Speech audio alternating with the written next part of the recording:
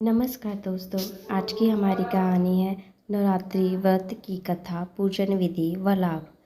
एक समय बृहस्पति जी ब्रह्मा जी से बोले, हे ब्रह्मश्रेष्ठ, चैत व अश्विनी मास के शुक्ल पक्ष में नवरात्र का व्रत और उपवास क्यों किया जाता है? इस व्रत का क्या फल है? इसे किस प्रकार करना उचित है?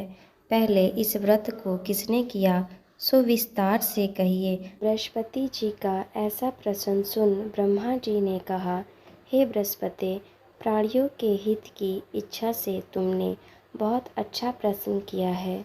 जो मनुष्य मनोरथ पूर्ण करने वाली दुर्गा, महादेवी, सूर्य और नारायण का ध्यान करते हैं, वे मनुष्य धन्य हैं। यह नवरात्र व्रत संपूर्ण कामनाओं को पूर्ण करने वाला है। इसके करने से पुत्र की कामना वाले को पुत्र, धन की लालसा वाले को धन, विद्या की चाह वाले को विद्या और सुख की इच्छा वाले को सुख मिलता है।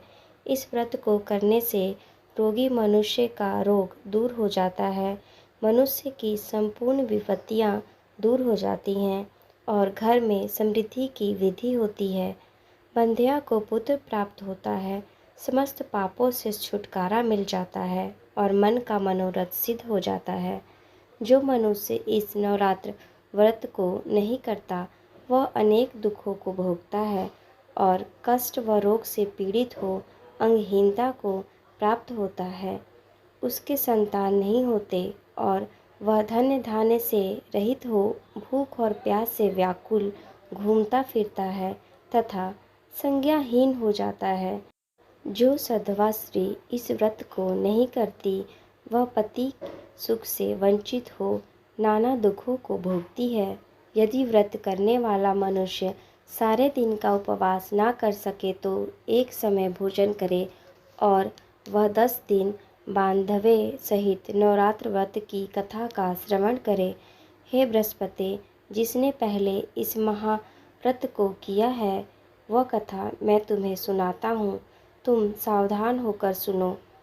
इस प्रकार ब्रह्मा जी का वचन सुनकर बृहस्पति जी बोले, हे ब्रह्मा, मनुष्यों का कल्याण करने वाले इस व्रत के इतिहास को मेरे लिए कहो। मैं सावधान होकर सुन रहा हूँ। आपकी शरण में आए हुए मुझ पर कृपा करो। ब्रह्मा जी बोले, प्राचीन काल में मनोहर नगर में पीठत नाम का एक अनाथ ब्राह्मण रहता था। वह भगवती दुर्गा का भक्त था। उसके संपूर्ण सद्गुणों से युक्त सुमति नाम की एक अत्यंत सुंदर कन्या उत्पन्न हुई। वह कन्या सुमति अपने पिता के घर बाल्यकाल में अपनी सहेलियों के साथ क्रीड़ा करती हुई इस प्रकार बढ़ने लगी, जैसे शुक्ल पक्ष में चंद्रमा की कला बढ़ती है। उसके पिता प्रतिदिन जब दुर्गा की पूजा करके होम किया करते, वह उस समय नियम से वहाँ उपस्थित रहती। एक दिन सुमति अपनी सखियों के साथ खेल में लग गई और भगवती के पूजन में उपस्थित नहीं हुई। उसके पिता को पुत्री की ऐसी असावधानी देखकर क्रोध आया और वह पुत्री से कहने लगा, अरे दुष्ट पुत्री, आज तूने भगवती का पूजन नहीं किया, इस कारण मैं किसी कुष्ठ रोगी या दरिद्र मनुष्य के साथ तेरा विवाह करूँगा। पिता का ऐसा वचन सुन सुमति को बड़ा दुख हुआ और पिता से कहने लगी, हे पिता, मैं आपकी कन्या हूँ तथा सब तरह आपके अधीन हूँ। जैसी आपकी इच्छा हो वैसा ही करो। राजा से, कुष्ठी से, दरिद्र से अथवा जिसके साथ चाहो मेरा विवाह कर दो, पर होगा वही जो मेरे भाग्य में लिखा है। मेरा तो अटल विश्वास है, जो जैसा कर्म करता है उसको कर्मों के अनुसार वैसा ही फल प्राप्त होता है, क्योंकि कर्म करना मनुष्य के अधीन है पर फल देना ईश्वर के अधीन है। इस प्रकार कन्या के निर्भयता से कहे हुए वचन सुन उस ब्राह्मण ने क्रोधित हो अपनी कन्या का विवाह एक कुष्ठी के साथ कर दिया और अत्यंत क्रोधित हो पुत्री से कहने लगा, हे पुत्री, अपने कर्म का फल भोगो। देखे भाग्य के भरोसे रहकर क्या करती हो। पिता के ऐसे कटु वचनों को सुन सुमति मन में विचार करने लगी, मेरा बड़ा दुर्भाग्य है जिससे मुझे ऐसा पति मिला। इस तरह अपने दुखों का विचार करती हुई वह कन्या अपने पति के साथ वन में चली गई और डरावने कुशायुक्त उस निर्जन वन में उन्होंने वह रात बड़े कष्ट से व्यतीत की। उस गरीब बालिका की ऐसी दशा देख देवी भगवती ने पूर्व पुण्य के प्रभाव से प्रकट हो सुमति से कहा, हे दीन ब्राह्मणी, मैं तुमसे प्रसन्न हूँ, तुम जो चाहो सो वरदान मांग सकती हो। भगवती दुर्गा का यह वचन सुन ब्राह्मणी ने कहा, आप कौन हैं? वह सब मुझसे कहो। ब्राह्मणी का ऐसा वचन सुन देवी ने कहा कि मैं आदि शक्ति भगवती हूँ और मैं ही ब्रह्मा व सरस्वती हूँ। प्रसन्न होने पर मैं प्राणियों का दुख दूर कर उनको सुख प्रदान करती हूँ। हे ब्राह्मणी, मैं तुझ पर तेरे पूर्व जन्म के पुण्य के प्रभाव से प्रसन्न हूँ। तुम्हारे पूर्व जन्म का वृत्तांत सुनाती हूँ, सुनो। तू पूर्व जन्म में निषाद की पुत्री थी और अति पतिव्रता थी। एक दिन तेरे पति निषाद ने चोरी की। चोरी करने के कारण तुम दोनों को सिपाहियों ने पकड़ लिया और ले जाकर जेल खाने में कैद कर दिया। उन लोगों ने तुझको और तेरे पति को भोजन भी नहीं दिया। इस प्रकार नवरात्र के दिनों में तुमने ना तो कुछ खाया और ना जल ही पिया।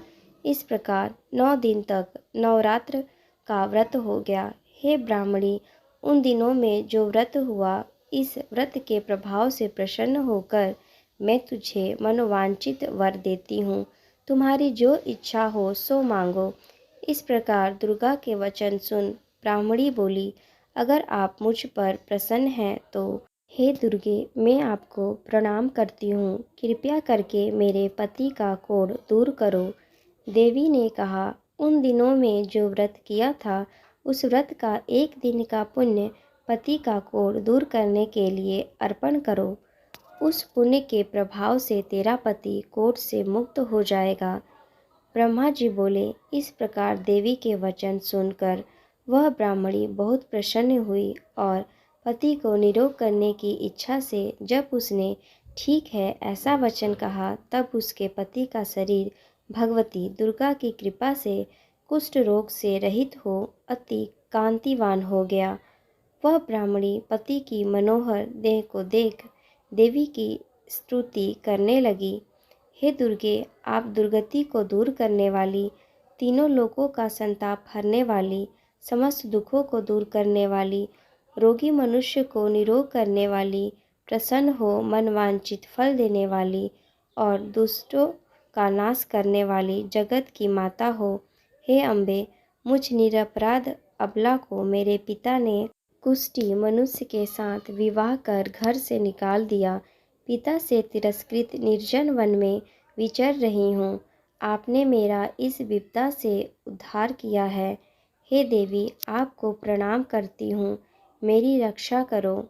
ब्रह्मा जी बोले, हे बृहस्पति, उस ब्राह्मणी की ऐसी स्तुति सुन देवी बहुत प्रसन्न हुई और ब्राह्मणी से कहा, हे ब्राह्मणी, तेरे उदालय नामक अति बुद्धिमान, धन्यवान, कीर्तिमान और जितेंद्रिय पुत्र शीघ्र उत्पन्न होगा।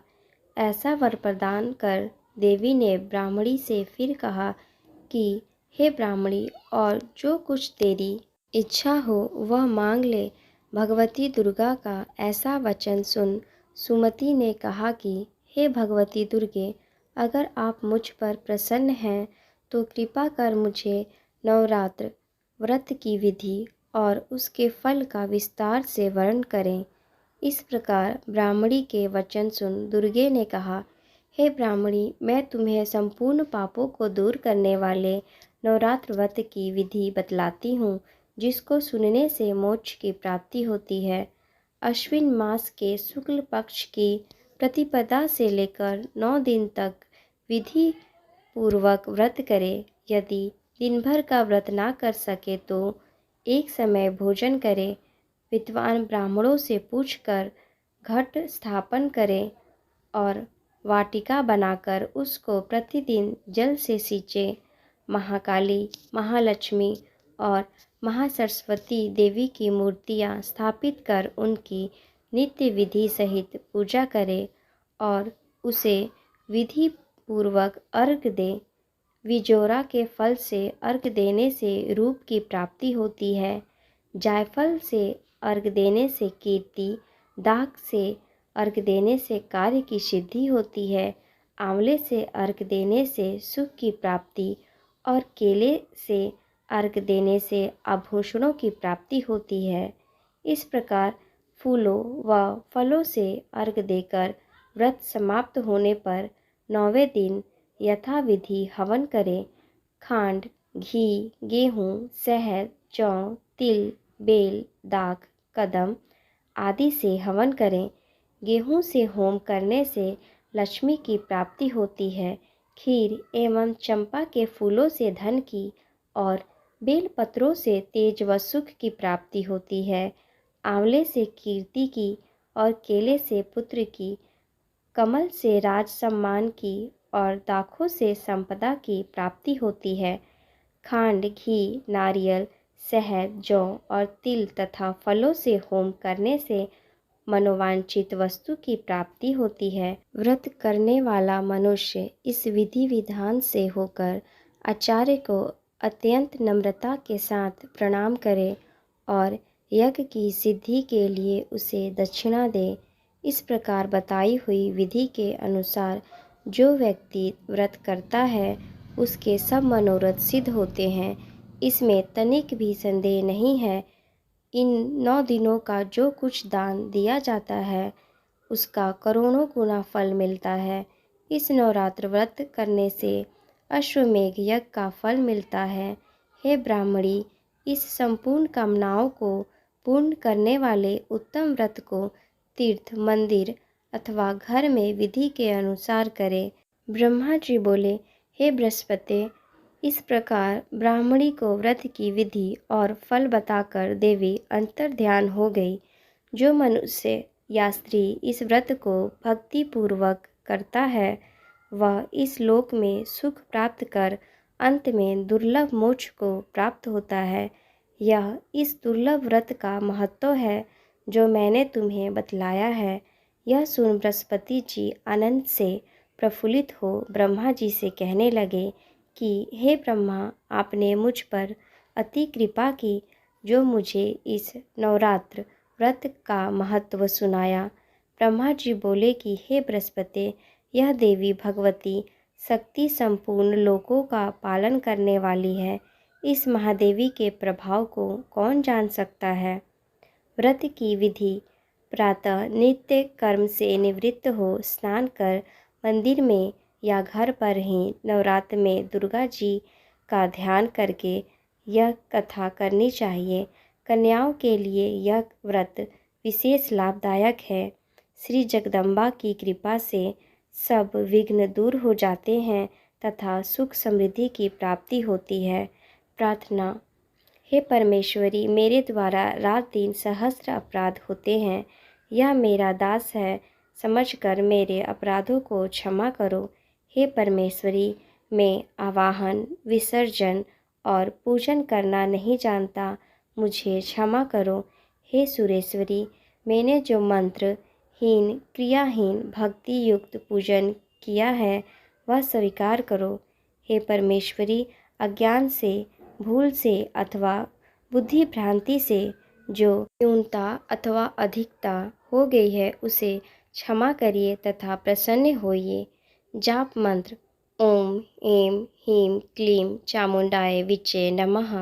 मनोकामना सिद्धि के लिए इस मंत्र को 108 बार या अपनी सुविधा अनुसार जाप करें। जय माता दी।